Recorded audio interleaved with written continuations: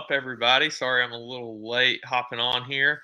Going to be a fun one today. We get week one, college football. Got a little intro last week, but this is the real deal. Um, got the main slate today, night slate, which overlaps obviously on Fanduel. And then we got the late night slate. So, full day of college football starting here in about 4 hours. So wanted to get this out early. I'm going to be traveling some this morning. So um, wake and bake DFS college football. Yeah. Um, definitely going to be a fun one. So the format that I'm going to go through today, I'm going to go game by game. Um, First off through the odds, and then I'm going to go position by position. I'm going to briefly touch on my thoughts on these games as I go through them, as an overall, high level view of the slate, and then we'll go position by position, team by team, see who we're targeting, things like that. If you've not joined us over at patreon.com/JagerBombs, be sure to do so. $10 if you just want to get a college football subscription, $20 for all sports. Tons still going on. Got NASCAR tomorrow, college football, UFC today at noon, soccer, EPL here in about 2 hours. That's where I'll be heading right after I get off of here, is over into our soccer chat. Baseball still going on every single day. NFL obviously coming up. Everything's covered over here in our Discord chat. Tennis, US Open as well. So be sure to hop in there. Yeah, I will definitely touch on some FanDuel picks today because it's kind of an interesting slate there, as a lot of the places you want to target are the night slate, I believe. So I'll touch on those as well as we go through. So it might end up being at the end just because everything on the sheet is uh, DK. But I can shift over to the night slate sheet and we'll take a look at that. Already noticed some definite big time games that we want to target on the FanDuel slate. So gonna hop on in, sharing my screen here. So if you're not familiar with the sheet, here on this matchups page, you've got each matchup with the spread, total, and the implied totals for each team there. And then out to the right side, that would be last year's stats and ranks. So that will be updated next week to reflect this year, since every team, I guess, will have played a game going into next week. And we'll see, how things are going. It'll look a lot less on our sheet because right now we're looking at last year's stats for each um, position, but I think it's definitely helpful to go ahead and hop on and go ahead and look at just this year's stats compared to last year when we get so much turnover sometimes in college football. So, um, first game of the day is going to be Texas A&M, 31-point favorite at home against Sam Houston State, 54-point total.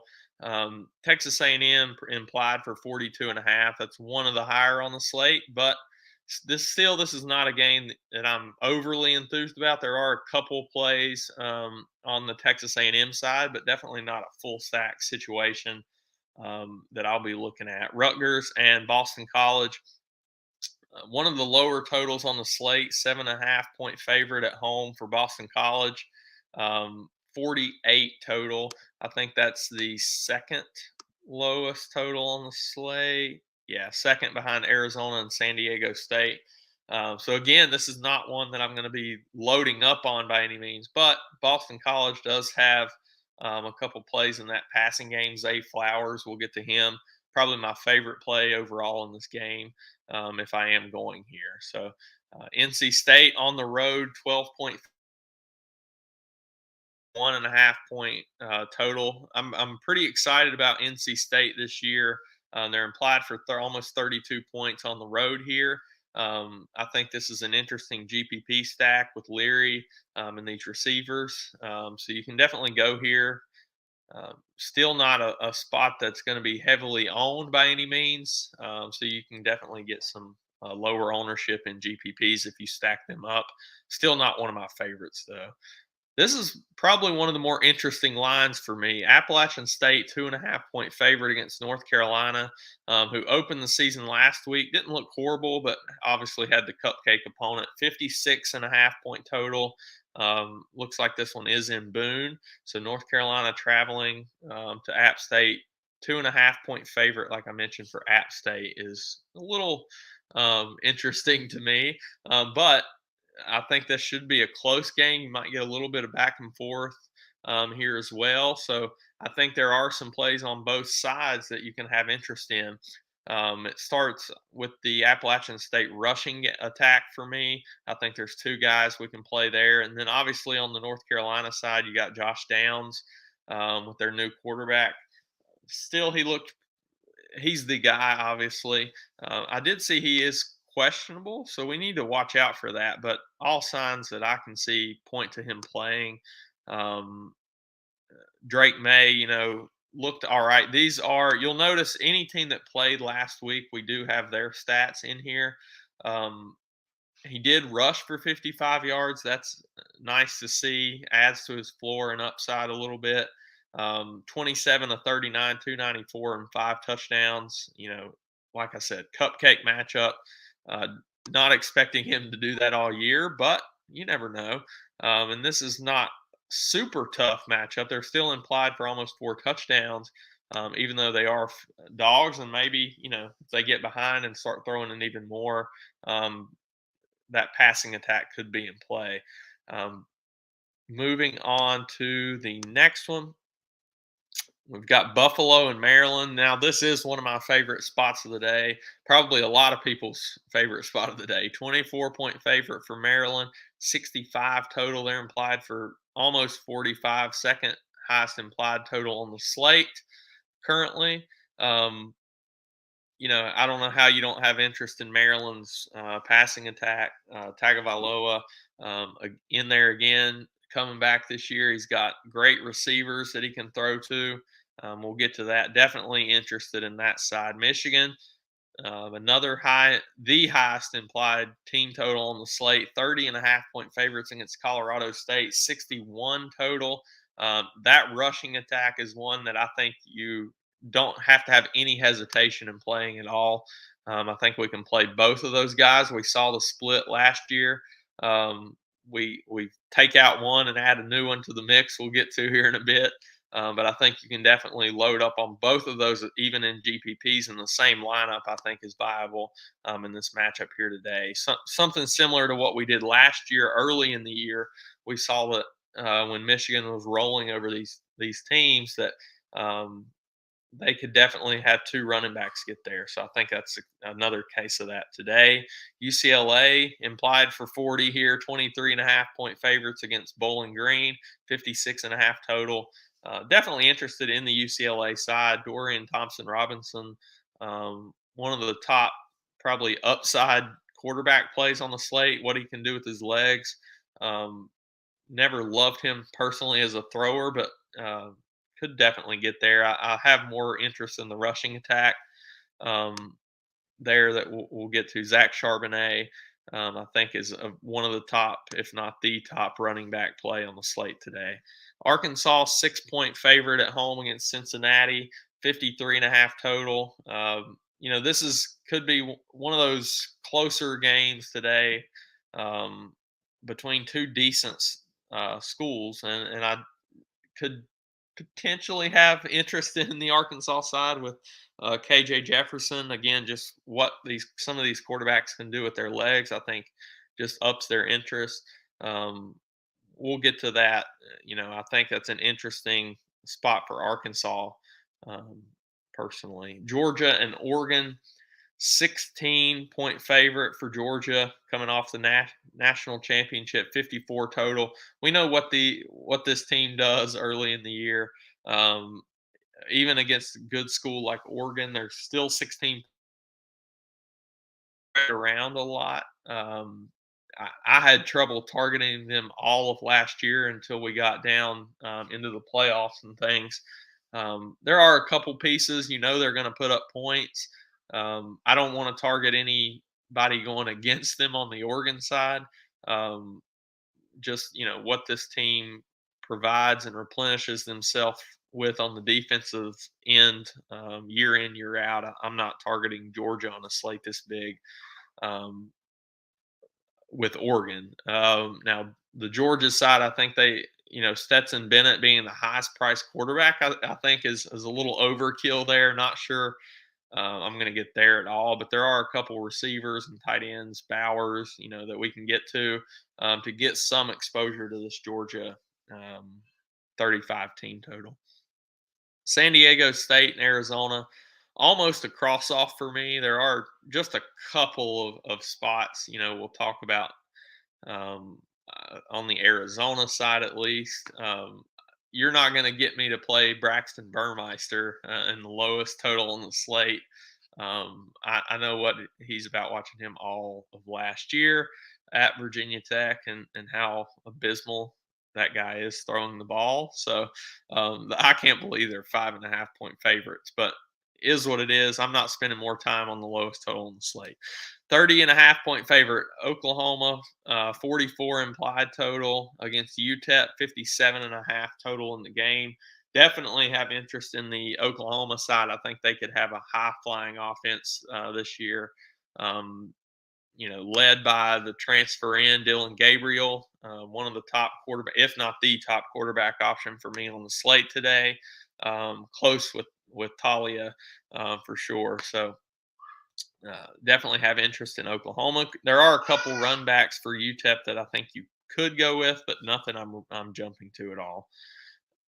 Houston and UTSA, 62 total. This is probably the highest probability of a game stack just shooting off. I believe Houston, Clayton Tune, that passing attack, Dale, very close to the top of the board for me today on the overall slate. And then you've got run backs on the other side. Frank Harris in the game stack situation.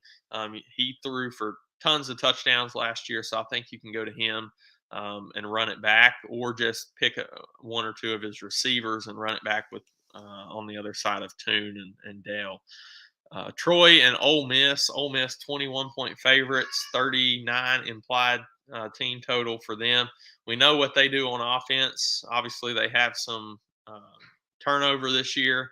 I think they could have a very good offense. Jackson Dart transferred in from USC. It's all kind of a system thing for them. I think you have to have some interest in this team all year long. BYU and South Florida, the last game on the slate, 12-point favorite for BYU. Have a lot of interest in this passing attack, and I hate that it's the last game of the slate because Nakua and Gunnar Romney are both questionable. At least that's what I'm seeing. I really hope they're in. I like both of those, especially Nakua, to go up with that quarterback, Jaron Hall, who has some legs. As you can see, ran for 307 last year. So with that, I'm going to hop into position by position. So with quarterback, I'm going to look at it as a whole, and then I'm going to sort the sheet, for team by team to go through running back and wide receiver. And we'll look at that. So at quarterback, on a slate this big, you want the highest upside guys. Floor is not going to get it done today in GPPs at least.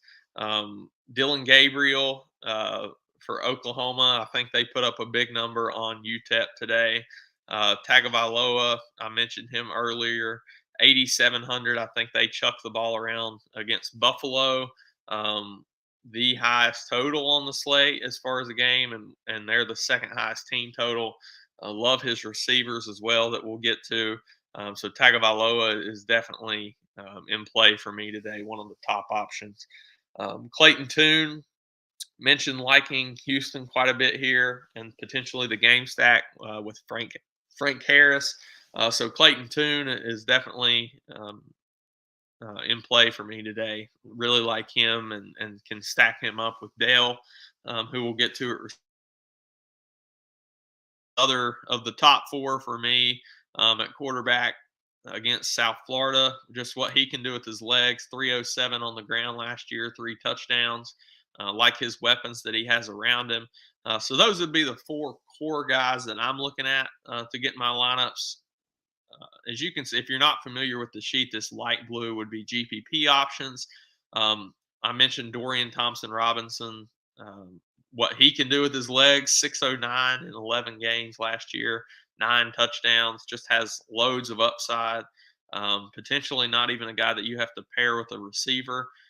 Jackson Dart, again, a product of the system. Ole Miss, got to have interest in them with just the system that they run. So Jackson Dart, I think, is another top option in GPPs today.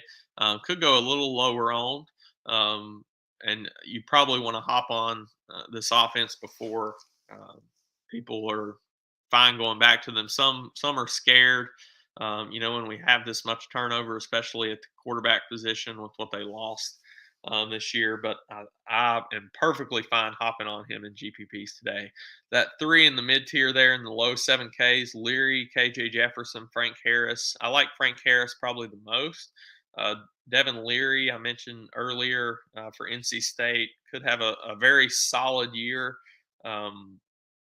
So potentially some interest in him. He is not a runner, so you're going to have to pair him up with a receiver, which is fine.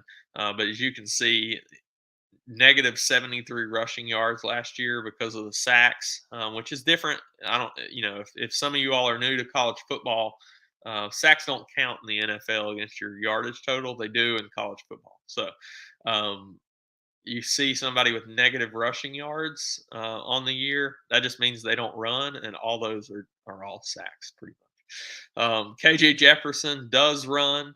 Um, can definitely get it done with his legs, has upside with his arm. Not the easiest matchup with Cincinnati. That's why I've got him listed as GPP only, but definitely has the upside in that offense to get it done. Now, the cheaper, um, only cheap guy that I have any interest in is Phil Jerkovich. Um, Definitely, Zay Flowers, you're going to want to pair him up. He does have some rushing upside. Jerkovich was only healthy for half the year and still ran for 322 and 5 touchdowns. So definitely can get it done, but I want to be pairing him up with Zay Flowers, who I think is the target hog in this offense. So definitely a guy that or a combination that I'm looking for, even though this is a lower implied total, they're still projected for 4. And I definitely think, it could be a Jerkovich 1 or 2 rushing, and then Zay Flowers 1 or 2 receiving. So interested in that option for GPP. So that's quarterback for me today. Again, if you guys have any questions, drop them in chat and I'll get to them as soon as they pop up. At the running back position, well, let me touch on Fanduel a little bit at quarterback. So Malik Cunningham is on this Fanduel slate. We know he has pretty much the highest upside of any quarterback in college football, one of the top. So I don't see how you get away from playing him, even though at that price tag 11.2 is tough to get to. Dylan Gabriel on FanDuel is a fine play, even though he is even higher priced. GPP only over there for me. I don't see how you're playing him over Malik Cunningham in a matchup that Cunningham should be pretty close. Syracuse is not very good, but Louisville, as a team, is not either. Cunningham is a guy that you don't have to pair with a running back, but definitely would be the top quarterback option for me over there on FanDuel today. Pretty close, would be Stroud, I believe. Smith and Jigba for them. I think you're going to want to pair him up. They're going to have a massive year. Going up against Notre Dame tonight, I think is pretty interesting. Syracuse, Garrett Schrader should be starting for them. I think you could run him back on the other side of Malik Cunningham and hope that this game just blows up, and I think there is potential for that. Bryce Young could definitely put up 4 or 5 touchdowns by half, but he's got to come in behind those other guys for me over there on FanDuel. So that's the quarterback position. I'm going to move over to – let me go ahead and get this sorted by team. I mentioned Appalachian State, and that's where I'll start. Nate Noel and Cameron Peoples. I'm very stunned that this team is favored. Um, Even I know it's at home. I guess if it was at North Carolina, that it would be a pick 'em or even North Carolina favored by a little bit, but does say a lot about both programs, I think, and where they're at early in the year. So Noel and Peoples are going to split the backfield. I think you can definitely have interest in them. They combined for 2,000 yards last year. And these price tags are very favorable in the mid tier. Potential for some value there. So have interest in both of those. Probably lean Peoples a little bit, but very close. He has more touchdown upside than Noel. As you can see from last year, 14 touchdowns for Peoples, 4 for Nate Noel. For Arkansas, Raheem Sanders, I think, is in place at 6,400 for GPPs. Not a guy that I'm going to be targeting in any main single entry type bills, but it's definitely fine. He's a big play guy for them, very fast, can get it done on the big play, which is what you want in college football for the most part. BYU, Christopher Brooks is going to lead that backfield, but Lupini Katoa is right there to spell him. I think 4,400, the discount that we're getting for Katoa is going to give me the most interest in him. Not overly enthused about this backfield. Have more interest in the passing attack, but definitely could get to Katoa there for sure. I mentioned Michigan earlier. Blake Corum, Donovan Edwards, I think could have massive days today. Donovan Edwards, 5K. Go ahead and get him in your lineups. And Corum, 7,300. We know what he can do. He had some massive games early in the year last year. So can definitely fire him up, one or the other or both. Like I said, in GPPs, just take the whole backfield for Michigan in a GPP lineup and love life when they run for 250 and 4 or 5 touchdowns. Zach Evans transfers in to Ole Miss. He should lead this backfield. Bentley will take some of the work from him. Zach Evans, from TCU, I believe, 7,800 is a little tough price tag. Kind of relegates him to GPP only for me in an unknown, little bit of an unknown situation there. Jordan Houston should lead the backfield for NC State. Again, more interest in their passing attack, but for GPPs, Houston is fine. Not touching anybody for Oregon, like I mentioned. Eric Gray should have a big year for Oklahoma, I believe. 8,100, the highest price running back on the slate, just a little tough for me in a game that they should blow the doors off of UTEP, and we've seen it in the past. They do tend, with all the weapons they have, to spread it around in these blowout situations. Major is there. Javante Barnes is there for some work as well. So I could see this being split around a little bit. So, Gray for GPPs, if he has 3 touchdowns in the first half, what I'm saying is not going to matter. But then you're not going to want any exposure probably, possibly to the passing game there as well. Texas A&M, one of the bigger, if not, I think maybe the biggest favorite on the slate against Sam Houston State today. Devin Achane, we know what his big playability is.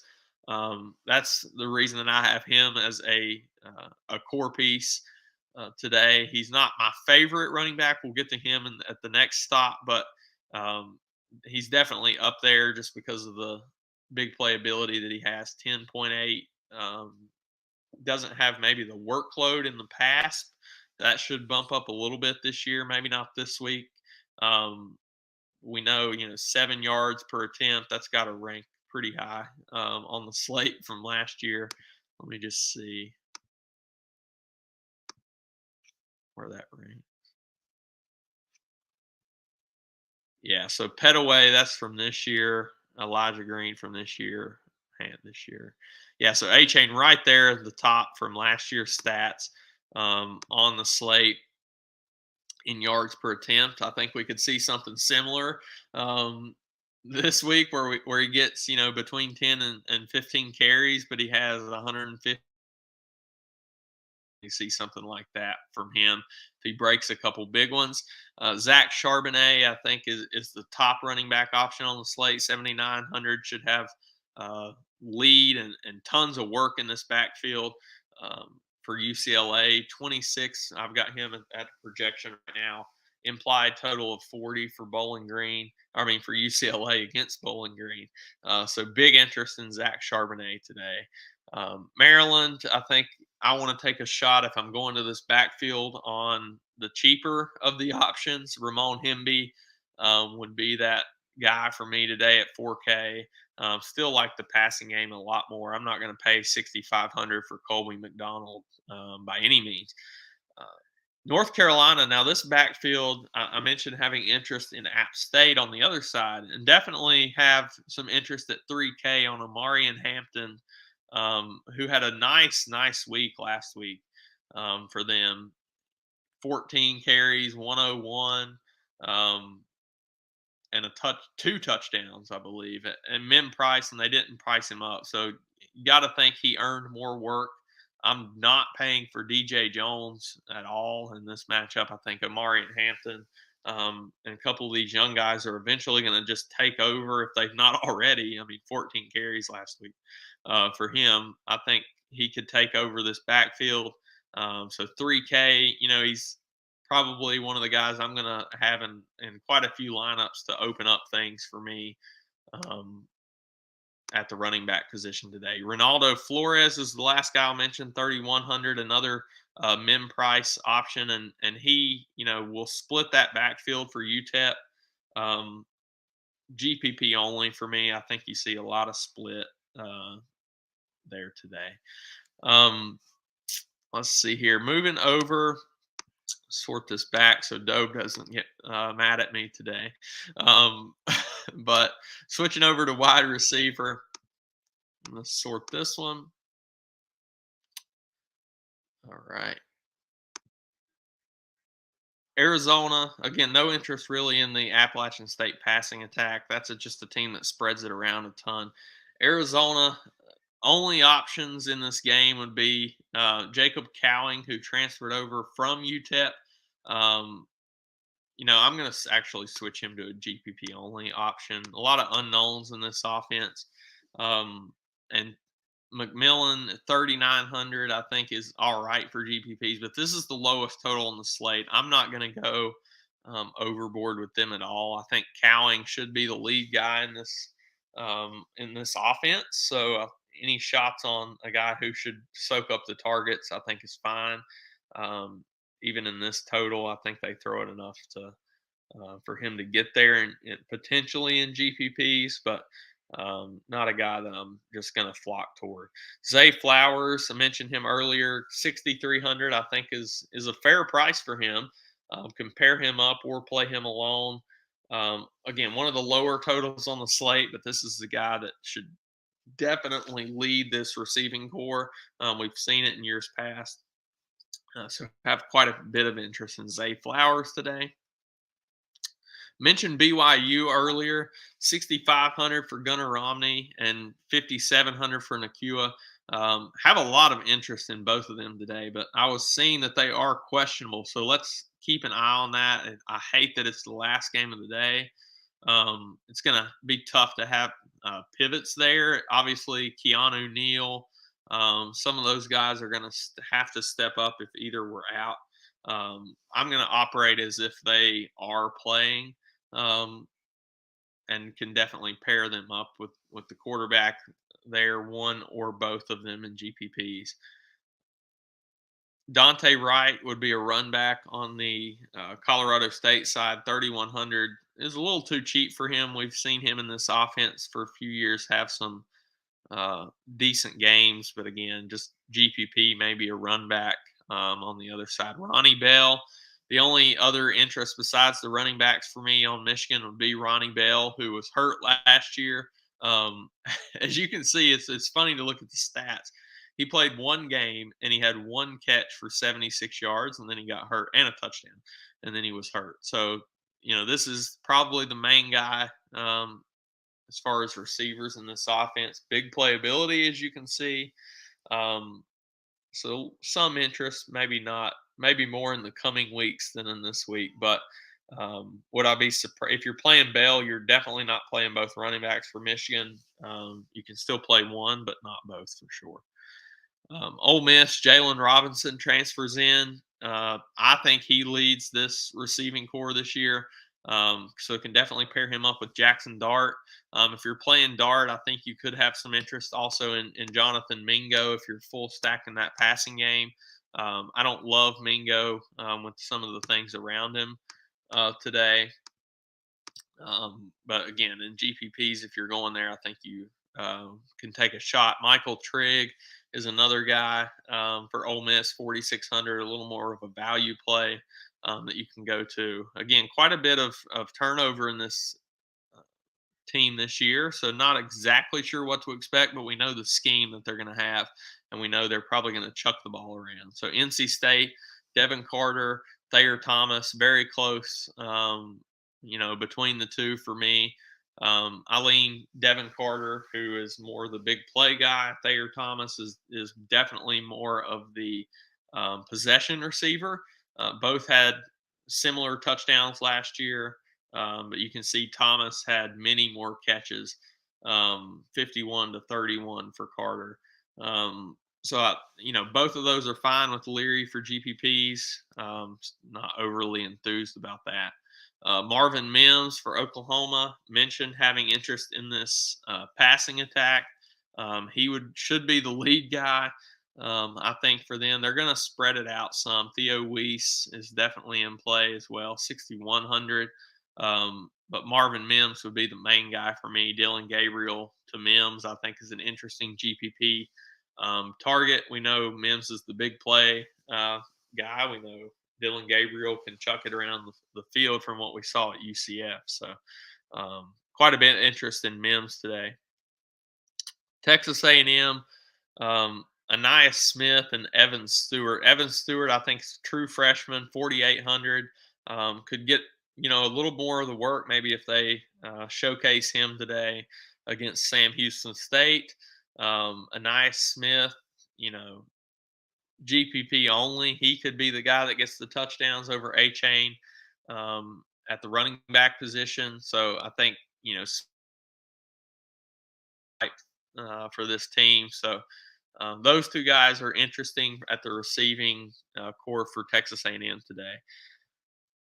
Georgia, I mentioned a couple options for them. Brock Bowers and Ladd McConkey, I think, would be the top plays. Bowers is just a little too high priced for what I think Georgia is going to do early in the year. They like to spread it around. It does get a little condensed later in the year, which is when I like to target a guy like Bowers. But, he had a big year last year. So would I be surprised if Brock Bowers had 150 and 2 to start the year against Oregon? Definitely not. I mean, this is a game that's not going to be, I don't think, just a complete blowout like we see some of these 40-point games that Georgia players aren't going to play the second half. I don't see that happening. So that's why I kept him in the pool for GPPs. Same thing with McConkey. I think he could definitely have some touchdowns in there today. Nathaniel Dale, I'm going to go ahead and let's see, highlight Keyshawn Carter as well for GPPs. Love this passing attack. These next two are where I'm going to go for a lot of my receiving options today. Nathaniel Dale, top receiver on the slate for me. 7,800, 1,329 yards last year. Just their do-it-all guy. Keyshawn Carter for GPPs is in play as well. In that passing attack.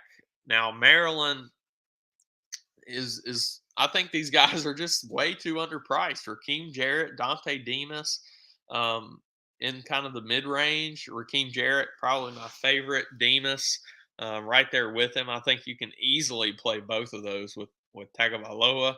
Copeland, who transfers in from Florida. We know he's got the talent from what we saw last year. He just didn't have a guy to throw it to him. with Emory Jones at Florida. So now he does. I think 4,200 is too cheap. I could see that price steadily climbing throughout the year. And Jayshon Jones is a GPP option at 4,700 for me today.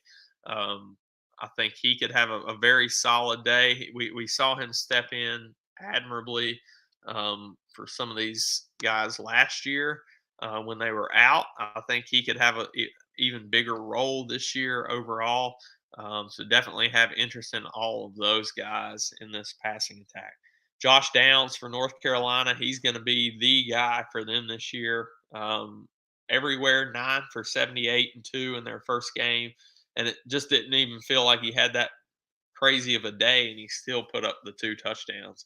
8,200 is a tough price, but I think I saw enough out of the quarterback there last week that I can fire up Downs early in the year. They're going to be trying to force it to him. I think today in a game that again they're projected to be trailing in this game, so I think you can definitely play him. Gavin Blackwell, I liked what I saw from him last week. The tight end, 4 for 36 and 1, kind of that safety blanket for the new quarterback. I always keep blanking on his name. Drake May. Blackwell was, like I said, a safety blanket. Same thing with Bryson Nesbitt, who I'm going to list as a GPP option. Um, I wouldn't play. You could definitely play a couple of those guys if you have interest um, in per lineup. I'm talking if you have interest in May. Um, I'm leaning towards no right now, just because it is a little bit of a tougher matchup. But you know, they could definitely surprise. Blackwell, Downs, Nesbitt, all in play on the North Carolina side for me today. UTEP, um, Tyron Smith, I think, is a very good option. Last week, 7 for 127 and 1. Yes, it's a very tough matchup, but 4,600 for the main guy in this offense. I think you got to have interest in that. He's definitely one of the top values at receiver for me today. Going even though they're going up against Oklahoma, and it works out, as a run back against this Dylan Gabriel team. If you fire up Gabriel with a couple receivers and then run it back with Tyron Smith, I think that makes tons of sense. In the hopes that Smith can get 1 or 2 touchdowns, and then they can keep this game, within striking distance that Oklahoma has to keep pushing with Gabriel. UTSA mentioned this as one of the top game stack situations on the slate. So the passing attack there, Frank Harris to Zachariah Franklin and Joshua Cephas. There, DeCorian Clark as well is a fine option. Love this passing attack to go on the other side with Toon for Houston. So that's where I'm at today. I'm going to play around with a couple builds here. See if you guys have any questions about what I've just went over. But let me change my screen over to, well, it'd help if I had DraftKings up before I shared it. Let's see here.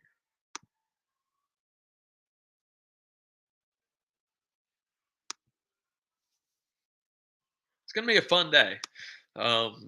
Very excited to have college football back. Again, stay in the chat. We have a college football news channel. If I am not there to post, some news that pops up, especially on these BYU guys, you will see it in our CFB news. I always forget the Fanduel. Oh my goodness. I at least touch the quarterback. Man, the Fanduel is just tough to get back to. All right. Let me get this sheet up. I'm not going to share it because I'm trying to get DraftKings to load to go over a couple builds if it will load. All right. So Jahmyr Gibbs transfers into Alabama, 9,200. Very, very fair price. I think he could smash that $9,200 price tag today for Alabama. I expect big things from him this year. And going up against Utah State, who got trashed on the ground against UConn last week. What are they going to do when Alabama comes at them? So um, I think Gibbs is one of the top, if not the top, running back on the entire slate for FanDuel. Um, right there with the Michigan guys. Let's see, Trevion Henderson, um, 10K I think is very in play. Not the easiest matchup going up against Notre Dame, but this guy's pretty much matchup proof at this point. So I have a lot of interest in Trevion Henderson there, and Sean Tucker would be kind of the other guy in the top range for Syracuse. Could work in a game stack situation on the run back. He should be the workhorse for them for sure this year. Let's see, cheaper guys. Tian Evans transferred into Louisville from Tennessee. 7,800, I think, is a very, very fair price. I'm a lot of these plays I'm noticing that I'm liking are Louisville, Syracuse. So I think jamming this team in or this game in as a game stack is making a lot of sense. I think that's it for me. Different on FanDuel. I mean, he's much more of a value than Omarion Hampton, who is min price on DK, 7,800 to 8,700 there. So I'll definitely lean Tian Evans over there on FanDuel. Let's see, receiver. I did mention Jackson Smith and Jigba. Um, he's got to be the top receiver in the country, probably, right? 10-2, I think, makes a lot of sense in a Ohio State stack. I mean, he's going to be heavily targeted by me all year for sure. Let's see. Marvin Harrison, 7,500 for staying in that same game. I think he could have a big year as well, stepping into more of a role for sure. And then the Alabama guys, Jermaine Burton, let's see, Trayshawn Holden, I think, are fair prices. Burton, who transferred in from Georgia, should be a main type guy in this offense. Let's see. Yeah, I think both of those guys are very in play in the top range. Obviously, still like Nathaniel Dell at 95 on FanDuel. Marvin Mims 7,400. That's a great price tag over there on FanDuel for him. And then some values. Let's see, Michael Mayer maybe as a run back, 6,800. Let's see. And then, man, this is a definitely a guy that I want to consider in this Louisville Syracuse game stack. And I can promise you, I'm going to go over there on FanDuel right now, and I'm going to I'm going to throw some lineups in, and they're going to be just game stacks of that Syracuse. The guy that I want to mention is Tyler Hudson for Louisville, 4K. I don't know how you're not playing that. He opens up so much, even without being in the game stack. I think he transfers into Louisville. I think he could have a very solid year for them, and he's just way too underpriced. Let's see. I think that's it.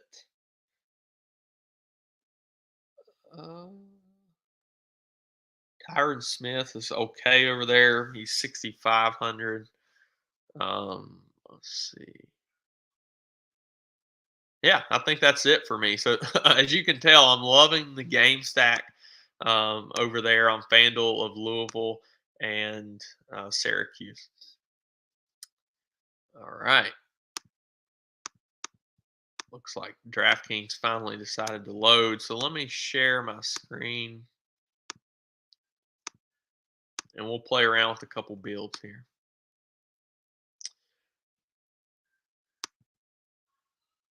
All right. Maybe. Well, that's nice. Just completely blank there.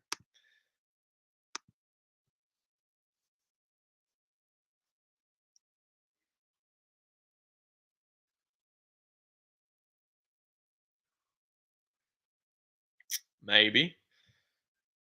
This doesn't load here in a few minutes. I'm going to go ahead and hop off. I've got, oh, there we go. Perfect. All right. So on the DraftKings slate, where are we looking?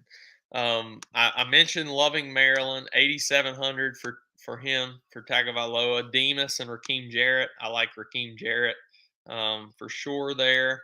Let's see. If you want to throw in Demas, you definitely can. Um,